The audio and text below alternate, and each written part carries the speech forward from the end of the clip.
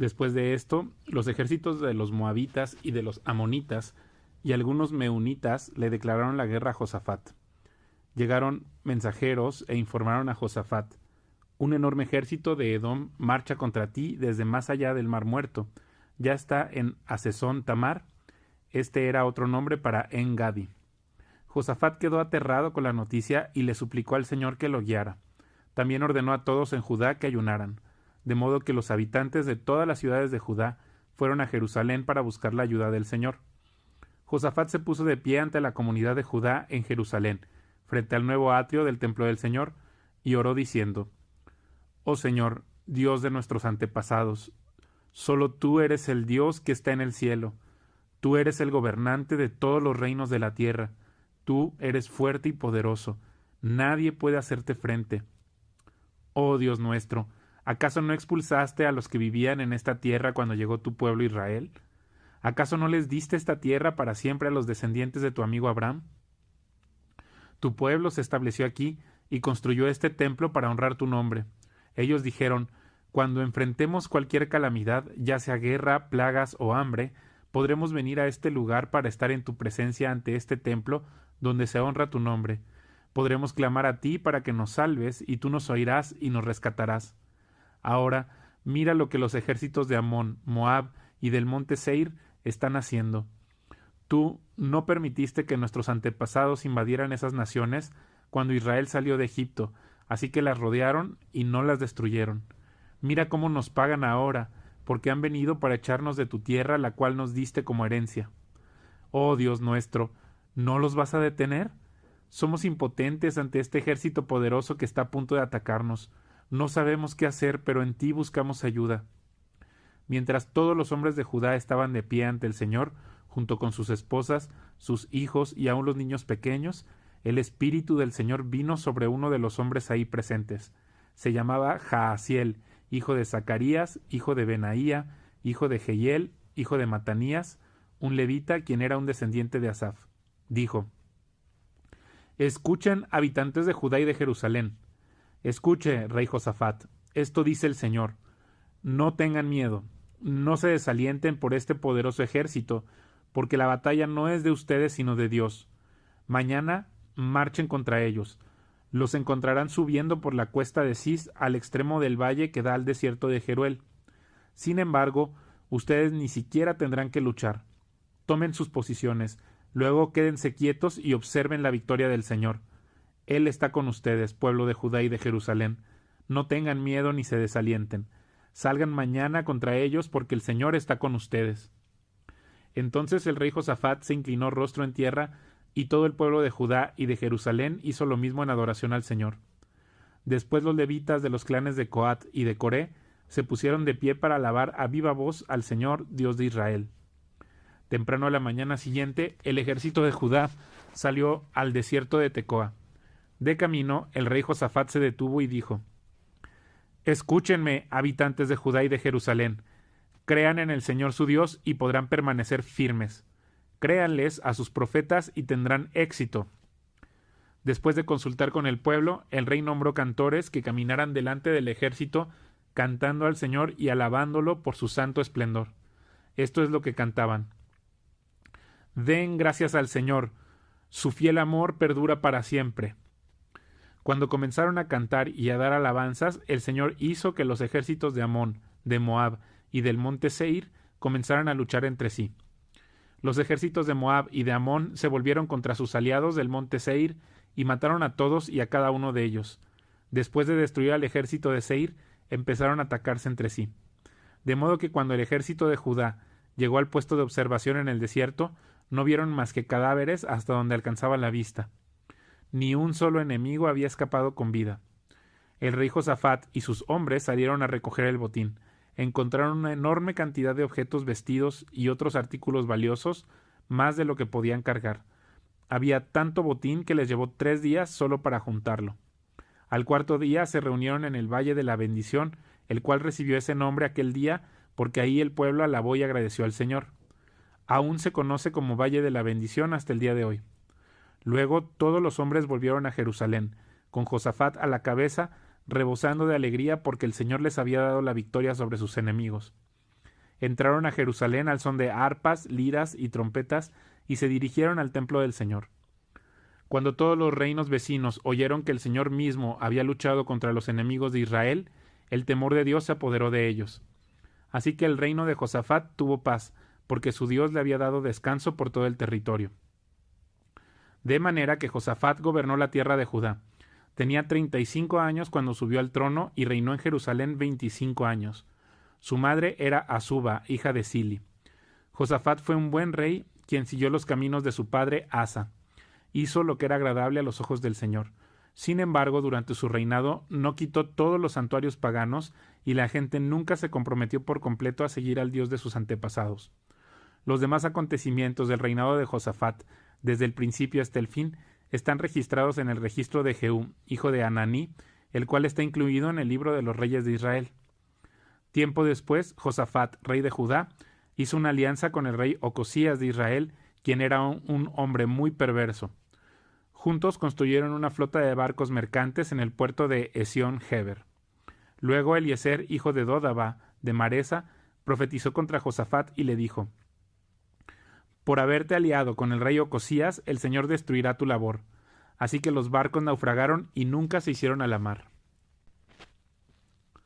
Cuando murió Josafat, lo enterraron con sus antepasados en la ciudad de David. Después su hijo Joram lo sucedió en el trono. Los hermanos de Joram, los otros hijos de Josafat, fueron Azarías, Jehiel, Zacarías, Azaryaú, Micael y Cefatías. Todos estos fueron hijos de Josafat, rey de Judá. Su padre había dado a cada uno de ellos regalos valiosos de plata, oro y objetos costosos, y también les dio algunas de las ciudades fortificadas de Judá, pero designó a Joram para que fuera el siguiente rey porque era el hijo mayor. Sin embargo, cuando Joram se afianzó firmemente en el trono, mató a todos sus hermanos y a algunos de los otros líderes de Judá. Joram tenía 32 años cuando subió al trono y reinó en Jerusalén 8 años. Sin embargo, siguió el ejemplo de los reyes de Israel y fue tan perverso como el rey Acab, porque se había casado con una de las hijas de Acab. Así que Joram hizo lo malo a los ojos del Señor. No obstante, el Señor no quiso destruir la dinastía de David, porque había hecho un pacto con David y le había prometido que sus descendientes seguirían gobernando como una lámpara que brilla para siempre. Durante el reinado de Joram, los edomitas se rebelaron contra Judá y coronaron a su propio rey. Entonces Joram marchó con todo su ejército y todos sus carros de guerra. Los edomitas rodearon a Joram y a los comandantes de sus carros, pero él los atacó de noche al abrigo de la oscuridad. Aún así, Edom ha sido independiente de Judá hasta el día de hoy. La ciudad de Libna también se rebeló por ese mismo tiempo. Todo esto ocurrió porque Joram había abandonado al Señor, Dios de sus antepasados. Había construido santuarios paganos en la zona montañosa de Judá y había inducido a la gente de Jerusalén y de Judá a apartarse del buen camino y a entregarse a dioses paganos. Luego, el profeta Elías le escribió la siguiente carta a Joram. Esto dice el Señor, Dios de tu antepasado David. Tú no has seguido el buen ejemplo de tu padre Josafat, ni el de tu abuelo Asa, rey de Judá. En cambio, has sido tan perverso como los reyes de Israel. Has llevado al pueblo de Jerusalén y de Judá a rendir culto a los ídolos, tal como lo hizo el rey Acab en Israel. Incluso has matado a tus propios hermanos, hombres que eran mejores que tú. Por eso, ahora el Señor está a punto de herirte con un fuerte golpe a ti, a tu pueblo, a tus hijos, a tus esposas y a todo lo que te pertenece. Sufrirás una grave enfermedad abdominal que se empeorará cada día hasta que se te salgan los intestinos. Después el Señor incitó a los filisteos y a los árabes, pueblos que vivían cerca de los etíopes, para que atacaran a Joram. Marcharon contra Judá, derribaron sus defensas y se llevaron todo lo que había de valor en el palacio real, incluso a los hijos y a las esposas del rey. Solo quedó con vida Ocosías, el menor de sus hijos. Después de todo esto, el Señor afligió a Joram con una grave enfermedad intestinal. Cada día empeoraba y al cabo de 2 años se le salieron los intestinos por causa de la enfermedad y murió con terribles dolores. Su pueblo no hizo una gran hoguera funeraria para honrarlo como se había hecho con sus antepasados. Joram tenía 32 años cuando subió al trono y reinó en Jerusalén 8 años. Nadie sintió pena cuando murió. Lo enterraron en la ciudad de David, pero no en el cementerio de los reyes. Entonces el pueblo de Jerusalén proclamó como siguiente rey a Ocosías, el hijo menor de Joram, ya que bandas saqueadoras que llegaron con los árabes habían matado a todos los hijos mayores. Por eso Ocosías, hijo de Joram, reinó sobre Judá. Ocosías tenía 22 años cuando subió al trono y reinó en Jerusalén 1 año. Su madre se llamaba Atalía y era nieta del rey Omri. Ocosías también siguió el mal ejemplo de la familia del rey Acab, porque su madre lo animaba a hacer lo malo. Hizo lo malo a los ojos del Señor, igual que la familia de Acab. Los parientes de Acab incluso llegaron a ser asesores de Ocosías después de la muerte de su padre y lo llevaron a la ruina. Siguiendo su mal consejo, Ocosías se unió a Joram, hijo de Acab, rey de Israel, en su guerra contra el rey Hazael de Aram, en Ramot de Galaad. Cuando los arameos hirieron a Joram en la batalla, él regresó a Jezreel para recuperarse de las heridas que había recibido en Ramot. Como Joram estaba herido, el rey Ocosías de Judá fue a visitarlo a Jezreel. Ahora bien, Dios había decidido que esta visita sería la ruina de Ocosías. Mientras estaba ahí, Ocosías salió con Joram para encontrarse con Jehú, nieto de Nimsi, a quien el Señor había designado para destruir la dinastía de Acab. Mientras Jehú llevaba a cabo el juicio contra la familia de Acab, por casualidad se encontró con algunos de los funcionarios de Judá y con parientes de Ocosías que viajaban con él. Entonces Jehú los mató a todos. Luego los hombres de Jehú buscaron a Ocosías y lo encontraron escondido en la ciudad de Samaria. Lo llevaron ante Jehú, quien lo mató. Ocosías recibió un entierro digno porque la gente decía: era el nieto de Josafat, un hombre que buscó al Señor con todo el corazón. Pero ninguno de los sobrevivientes de la familia de Ocosías estaba en condiciones de gobernar el reino. Cuando Atalía, la madre del rey Ocosías de Judá, supo que su hijo había muerto, comenzó a aniquilar al resto de la familia real de Judá. Pero Josaba, hermana de Ocosías e hija del rey Joram, tomó a Joás, el hijo más pequeño de Ocosías, y lo rescató de entre los demás hijos del rey que estaban a punto de ser ejecutados. Josaba puso a Joás con su nodriza en un dormitorio. De esa manera, Josaba, esposa del sacerdote Joiada y hermana de Ocosías, escondió al niño para que Atalía no pudiera asesinarlo. Joás permaneció escondido en el templo de Dios durante 6 años, mientras Atalía gobernaba el país. En el 7º año del reinado de Atalía, el sacerdote Joiada decidió actuar. Se armó de valor e hizo un pacto con 5 comandantes del ejército: Azarías, hijo de Jeroam; Ismael, hijo de Johanán; Azarías, hijo de Obed; Maaseías, hijo de Adaía; y Elisafat, hijo de Sicri. Estos hombres viajaron en secreto por todo Judá y convocaron a los levitas y a los jefes de clanes de todas las ciudades para que fueran a Jerusalén. Entonces se reunieron frente al templo de Dios, donde hicieron un pacto solemne con Joás, el joven rey.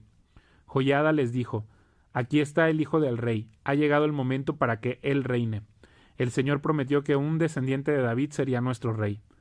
Tienen que hacer lo siguiente: cuando ustedes, sacerdotes y levitas, empiecen el turno el día de descanso, una tercera parte de ustedes servirán como porteros. Otra tercera parte irá hasta el palacio real y la otra tercera parte estará en la puerta de los cimientos. Todos los demás deberán quedarse en los atrios del templo del Señor. Recuerden, solo los sacerdotes y los levitas de turno pueden entrar al templo del Señor porque han sido separados como santos. El resto del pueblo deberá obedecer las instrucciones del Señor y permanecer fuera. Ustedes, levitas, formen una escolta alrededor del rey y tengan sus armas en la mano. Maten a cualquiera que intente entrar al templo. Quédense junto al rey, vaya donde vaya. De manera que los levitas y todo el pueblo de Judá hicieron todo tal como el sacerdote Joiada les había ordenado. Los comandantes se encargaron de los hombres que se presentaban para su turno ese día de descanso, así como los que terminaban el suyo. El sacerdote Joiada no permitió que ninguno se fuera a su casa después de haber terminado su turno. Luego Joiada dio a los comandantes las lanzas y los escudos grandes y pequeños que habían pertenecido al rey David y estaban guardados en el templo de Dios. Ubicó a todos los hombres alrededor del rey, con sus armas listas. Formaron una hilera desde el lado sur del templo hasta el lado norte y alrededor del altar. Entonces Joiada y sus hijos sacaron a Joás, el hijo del rey, pusieron la corona sobre su cabeza y le entregaron una copia de las leyes de Dios. Lo ungieron y lo proclamaron rey y todos gritaron: ¡Viva el rey! Cuando Atalía oyó el ruido de la gente que corría y los gritos aclamando al rey, fue deprisa al templo del Señor para ver qué pasaba. Cuando llegó, vio al recién coronado rey de pie en el lugar de autoridad junto a la columna de entrada al templo. Los comandantes y los trompetistas lo rodeaban, y gente de todo el reino celebraba y tocaba las trompetas. Los cantores, con instrumentos musicales, dirigían al pueblo en una gran celebración. Cuando Atalía vio todo esto, rasgó su ropa en señal de desesperación y gritó: ¡Traición! ¡Traición!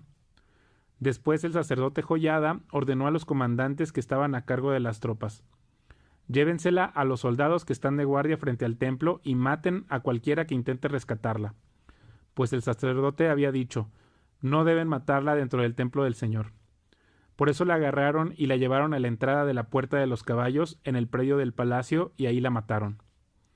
Luego Joiada hizo un pacto entre él mismo, el rey y el pueblo, de que serían el pueblo del Señor. Así que toda la gente fue al templo de Baal y entre todos lo destruyeron. Demolieron los altares, destrozaron los ídolos y mataron a Matán, el sacerdote de Baal, frente a los altares. Entonces, siguiendo las instrucciones que había dado David, Joiada puso sacerdotes y levitas a cargo del templo del Señor. También les ordenó que presentaran ofrendas quemadas al Señor, como estaba establecido en la ley de Moisés, y que cantaran y se alegraran tal como David había instruido. También colocó porteros en las puertas del templo del Señor, para impedir la entrada a todo aquel que por cualquier motivo estuviera ceremonialmente impuro. Después los comandantes, los nobles, los gobernantes y toda la gente del reino escoltaron al rey desde el templo del Señor. Pasaron por la puerta superior, entraron al palacio y sentaron al rey en el trono real. Toda la gente del reino se alegró, y la ciudad estaba tranquila porque Atalía había sido ejecutada.